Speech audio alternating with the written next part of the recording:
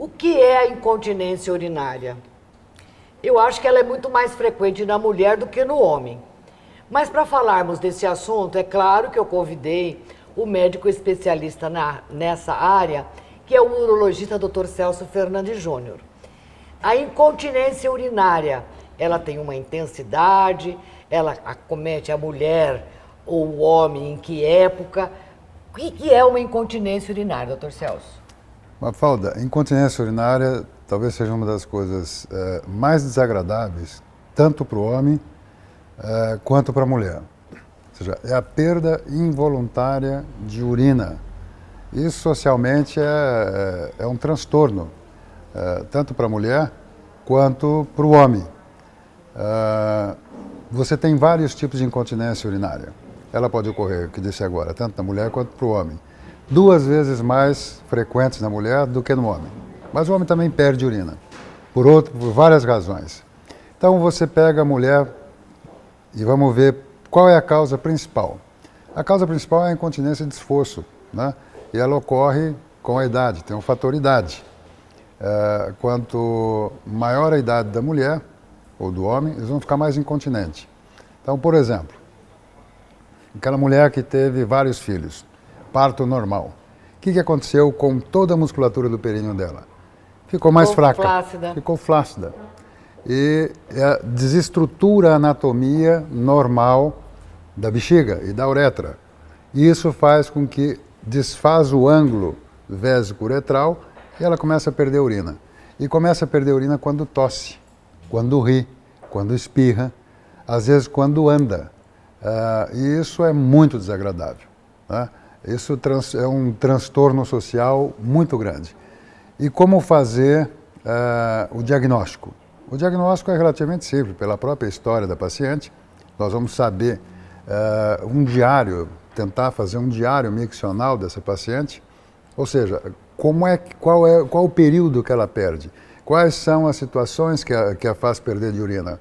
Então nós temos lá a incontinência urinária de esforço, por uma questão anatômica. Nós temos uma incontinência de urgência. Essa incontinência de urgência pode estar relacionada a 2 fatores. Às vezes uma hiperatividade do músculo da bexiga ou do músculo detrusor, provocada, por exemplo, por um trauma a nível da coluna. Um acidente que teve, um problema cervical, a nível de coluna, vamos falar, neurológico. E pode ser idiopática também. De repente essa bexiga, ela começa a contrair espontaneamente. O que ocorre do ponto de vista do controle para a gente poder urinar? Existem 2 controles, um próprio da bexiga e um próprio, que nós temos aqui, cortical. Então, às vezes a bexiga te avisa, Mafalda, está na hora de urinar. Você fala, espera um pouco que agora eu estou gravando. Mas ela já te avisou que ela quer urinar, que ela está enchendo. E nós damos um comando inibindo. Não vou agora. Aí ela pega e fala, Mafalda, eu já estou cheinha. Aí você pega e fala, não, espera mais um pouquinho. Aí na terceira vez, isso ocorre quando você já está em torno de 350, quase 400 ml, ela pega e fala, ou você vai ou eu vou fazer você perder urina. Então, nós temos 2 comandos. Quando quando a bexiga perde o controle dela e ela começa a contrair espontaneamente, nós chamamos de contração não inibida. Isso é uma hiperatividade, é um problema neurológico da bexiga. Tem N causas. Por isso que fala neurogênica? Neurogênica por causa disso. Tá. Ela tem N causas. Ela tem desde infecção crônica, ela tem uma diabetes, pode levar a uma hiperatividade do músculo detrusor, uma lesão neurológica por um acidente pode levar a isso, e tem uma série de causas que nós chamamos idiopática. O que é uma causa idiopática? Tudo aquilo que nós não sabemos por que está ocorrendo. Mas ela se manifesta assim. E eu tenho como fazer o diagnóstico? Tenho. Tem um aparelhinho chamado estudo urodinâmico. É como se fôssemos mapear toda a parte neurológica dessa bexiga. Nós vamos insuflar essa bexiga com soro, sondas, vamos ter eletrodos ali para ver que hora que ela faz essa contração não inibida. Bom, isso tem cirurgia? Não. Isso tem controle, uma série de controles. É um controle, por exemplo, você pode ter a nível de estímulo elétrico, eu posso tentar controlar isso. Eu posso controlar essa contração, às vezes por atividade física, e às vezes só por medicamento. cirurgia não adianta eu fazer. Então, esse é um tipo de uma outra incontinência que nós chamamos agora de incontinência de urgência, né, que é a hiperatividade do músculo detrusor.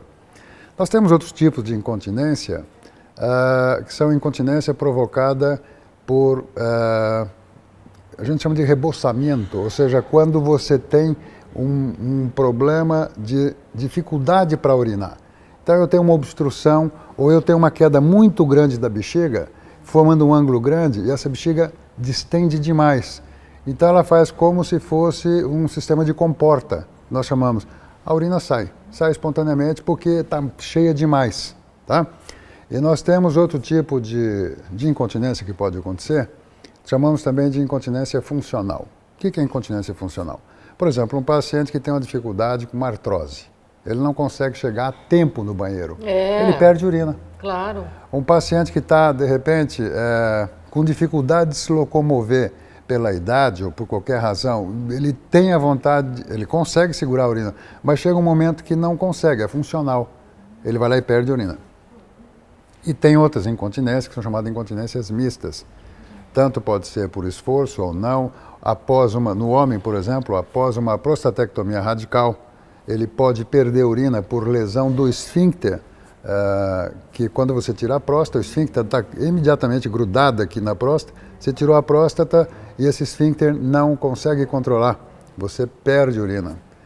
Tudo isso daí, nós temos uma série de tratamentos. Desde tratamento com fisioterapia, dependendo o porquê dessa incontinência, qual o grau dessa incontinência, se é um grau leve, eu posso fazer fisioterapia, eu posso fazer estimulação elétrica a nível vaginal, posso fazer até, Mafalda, hoje em dia tem tratamento a laser para incontinência urinária, tentando fazer uma melhora do tubo vaginal com laser, melhorando as fibras colágenas, dando uma maior resistência em toda a vagina e em toda a musculatura perineal. Se elas são leves, resolvem. Não saiam com a ideia de que agora a incontinência urinária é tratada com laser e todos os tipos são resolvidos. Nada disso. Alguns tipos podem ser tratados dessa maneira. Tá?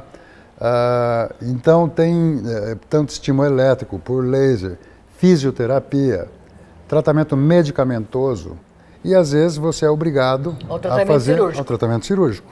Né? Que hoje é mais comum, temos algumas opções, tem bastante mas o que opções. mais se faz? Quer dizer, nós temos, então depende, você tem uma mulher que teve vários filhos, e ela teve uma queda total do períneo. Ela passou a ter uma cistocele, ou seja, uma bexiga que caiu bastante, faz até uma protuberância de uma bola para a vagina, chama cistocele. Ou às vezes até o próprio reto, faz uma retocele. Ou às vezes a associação de ambos, uma cistocele e uma retocele. Você tem que corrigir isso aí anatomicamente. E claro, aí se faz uma correção tanto da bexiga quanto do reto, e aí nós colocamos às vezes até uma tela a nível da uretra para poder corrigir o grau de incontinência. Que é o tal do sling? O sling nada mais é do que uma rede que nós colocamos na uretra. No Brasil você sabe que a grande maioria das mulheres, quase que 90%, são submetidas à cesariana. Então hoje as incontinências que têm desforço são incontinências, não são daquelas incontinências severas. Claro que dependendo do meio social elas são muito severas, mas a grande maioria delas é uma incontinência leve a moderada. E às vezes é só baseado na uretra. E nós fazemos esse sling e tem um resultado de aproximadamente 90% a 95% de bons resultados em 5 anos. Né? Nós podemos fazer isso aí tanto com essa tela, que é sintética, ou fazemos com a aponeurose. Fazemos a pequena incisão no abdômen inferior. A aponeurose é aquela capinha que cobre o músculo. E tiramos de uma forma cirúrgica e fazemos esse sling também, isso dando na mulher. muito bom resultado na mulher. Também se pode fazer sling no homem. Pode? Né? Pode fazer sling no homem. Tem o sling perineal e nós temos também o esfíncter artificial que se utiliza quando você faz uma prostatectomia radical. Acabamos de falar agora há pouco, nós podemos fazer num câncer de próstata a retirada de uma próstata, mas o homem pode, uma das complicações é ficar incontinente. Podemos corrigir também cirurgicamente a incontinência do homem ou da mulher. Depende muito do grau. O diagnóstico vai depender da história que tem essa mulher, de um perfil que a gente faz de um diário miccional, fazemos estudo mediante cistografia, cistoscopia e um estudo urodinâmico que nos vai dar dados muito importantes para dizer se eu tenho que operar ou se eu tenho que fazer um tratamento clínico, Mafalda. Doutor Celso, para a gente concluir, na mulher existe uma raça que predomine mais a perda urinária do que outra raça? Na raça branca. Ah, é? A raça branca perde muito mais urina, tem muito mais incontinência do que as afro-americanas ou africanas ou asiáticas. É muito mais comum na raça branca. Ter incontinência urinária e não tratar e não cuidar é ter uma qualidade de vida péssima. Péssima, péssima e em especial para a mulher, porque ela vai ter que usar forros, mods, uma série de coisas, e isso leva o quê? A uma incidência muito alta de infecção urinária. Além de toda a dermatite amoniacal, porque queira ou não, o contato da urina com a pele faz um tipo de uma dermatite. É igual em criança, que as mães passam hipoglós e elas usam fralda. Na mulher adulta também. E em especial na mulher de maior idade, quando já tem baixa de estrógeno, a pele já está mais sensível. E isso é um transtorno social muito grande. Ela deixa de aproveitar a vida, momentos que ela pode ser feliz com a família, com amigos, com festa, vivendo um pouco mais. Por causa de uma incontinência urinária, ela deixa de fazer essas coisas, Mafalda. Portanto, mude a sua vida para melhor. É o conselho do médico urologista Celso Fernandes Júnior.